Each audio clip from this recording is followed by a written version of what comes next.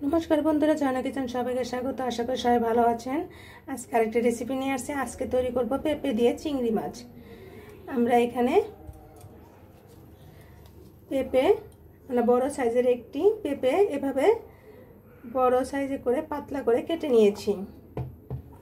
আর আমরা এখানে নিয়েছি দেশি চিংড়ি মাছ এবং সামান্য উপকরণ দিয়েই মজাদার টেস্টি একটি রেসিপি তৈরি করব। আমরা এখানে 4টে কাঁচা লঙ্কা চিড়ে নিয়েছি, একটি বড় সাইজের পেঁয়াজ কুচি নিয়েছি, এক চিমটি পরিমাণের মতো গোটা কয়েক কালো জিরে, আধা চা চামচ পরিমাণের চেয়ে কম হলুদ গুঁড়ো এবং লঙ্কার গুঁড়ো, আর নিয়েছি ধনেপাতা কুচি।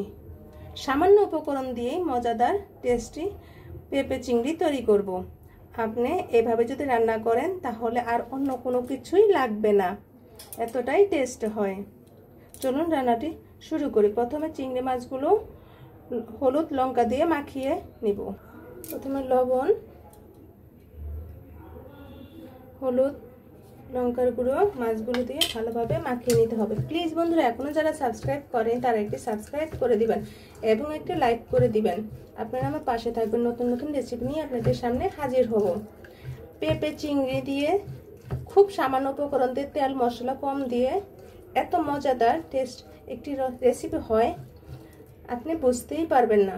সামান্য উপকরণ দিয়ে আমাদের চিংড়ি মাছগুলো মাখানো হয়ে গিয়েছে। এখন আমরা তেলে ভেজে নিব। আমরা এখানে 1 চা চামচ পরিমাণের চেয়ে কম তেল দিয়ে দিয়েছি, সাদা তেল। এখন একে একে পেঁয়াজ কুচিগুলো দিয়ে দিব মাঝে এবং লঙ্কা কুচি দিয়ে দিব, চিড়ে রাখা লঙ্কা কুচিও দিয়ে দিব এর মাঝে।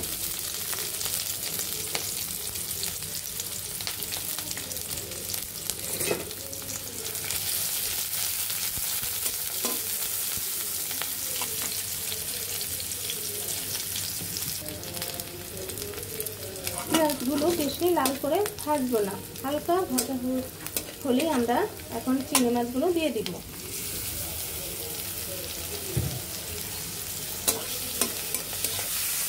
চিংড়ি মাছগুলো একটু ভালোভাবে ভাজা ভাজা করে নিতে হবে। এখন 1 চিমটে পরিমাণের মতো কালো জিরে দিয়ে দিব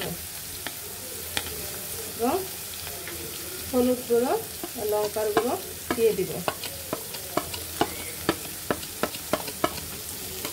এখন ভালোভাবে কষিয়ে নিতে হবে।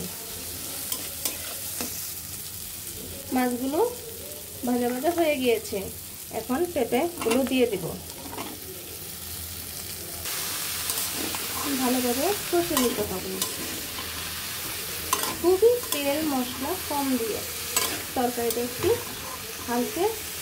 হালকা লাল কালার হবে। পেঁপে তরকারিতে এমনিতে হলুদ এবং লঙ্কার গুঁড়ো কম লাগে এবং কাঁচা লঙ্কা দিয়ে রান্না করে খেতে খুবই টেস্ট হয়। ছোট বড় সকলেরই পছন্দ আশা করি।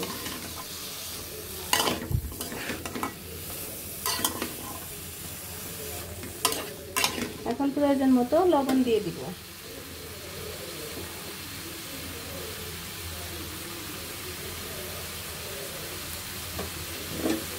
ভালোভাবে কষিয়ে নিতে হবে। এখন আমরা ঢেকে দেব। ঢাকনাটি খুলে তো উল্টে পাল্টিয়ে নেব।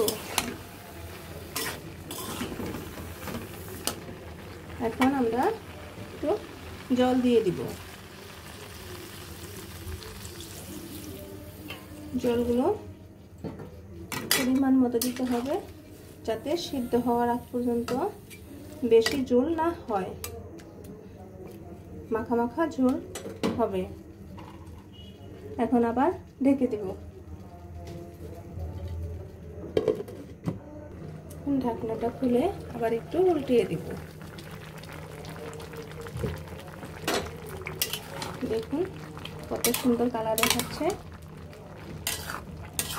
যে কখনো পেঁপে খেতে চায় না, যদি এভাবে রান্না করেন সেও চেটেপুটে খেয়ে নেবে, এতটাই টেস্ট হয়।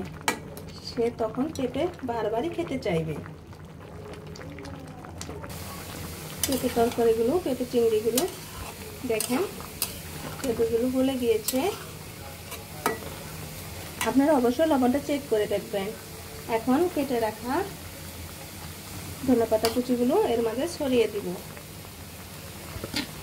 খুবই কম সময়ে খুব কম মশলা দিয়ে মাত্র একটি ফোড়ন দিয়ে পেঁপে চিংড়ি তৈরি।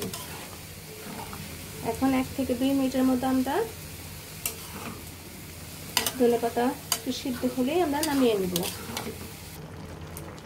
পেঁপে চিংড়িগুলো হয়ে গিয়েছে তার রেসিপি। দেখেন ঠিক এরকম মাখা মাখা চুল হলে হয়ে গিয়েছে মনে হয়। এখন আমরা নামিয়ে নিব। দেখুন বন্ধুরা, আমাদের পেঁপে চিংড়ি কত সুন্দর দেখাচ্ছে এবং খেতে অনেক অনেক টেস্ট হয়েছে। আপনারা গরম ভাতের সাথে এমনকি পরোটা লুচির সাথেও খেতে পারবেন। অনেক টেস্টি তরকারি। আপনারা অবশ্যই কমেন্টে জানাবেন কেমন হলো। ভিডিওটা দেখার জন্য ধন্যবাদ। Thank you.